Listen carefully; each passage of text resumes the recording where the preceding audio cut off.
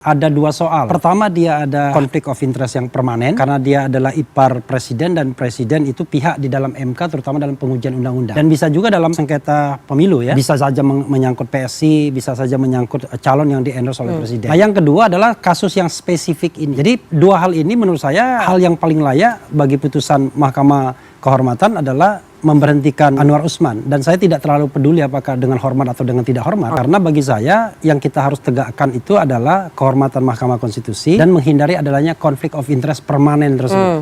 Karena hal seperti ini akan dipertanyakan lagi besok-besok. Setiap ada putusan yang terkait dengan kepentingan istana. Misalnya Omnibus Law, Presidential Threshold, dan lain sebagainya. Tentu yang menarik adalah bagaimana kaitannya dengan putusan yang eksis ini. Kita tahu bahwa putusan MK adalah final and binding. Kalau kita ingat dulu, Prof. Jimli itu pernah menjadi Ketua Dewan Kehormatan Penyelenggara Pemilu. Yang disidangkan itu adalah pengaduan terhadap KPU Jawa Timur. Pada waktu itu KPU Jawa Timur mencoret Hovifah Indar Parawansa. Tapi putusan DKPP menyatakan bahwa telah terjadi pelanggaran kode etik dan sanksinya adalah agar memerintahkan KPU menetapkan kembali Hovifah. Saya membayangkan yang paling maksimal adalah memberhentikan Anwar Usman dengan alasan yang sudah saya sebutkan 1,5 tahun yang lalu. Kemudian diperintahkan karena ini terdapat konflik of interest dan putusan kemudian dinyatakan tidak sah.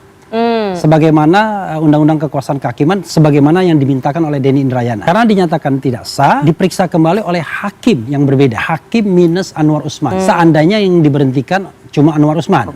Kalau yang diberhentikan itu di luar Anwar Usman ada juga, perlu dipastikan apakah minimal 7 itu tetap tercapai. Karena 7 minimal. Kita berharap maksimalnya itu, tapi minimalnya Anwar Usman diberhentikan. Tapi kalau di luar itu, saya menganggap bahwa wah ini MK nggak ada apa-apanya. Gitu. Karena ini adalah sebuah hal yang menurut saya pintu masuk untuk menegakkan kembali marwah MK yang menjadi bulan-bulanan dalam 1 tahun terakhir ini.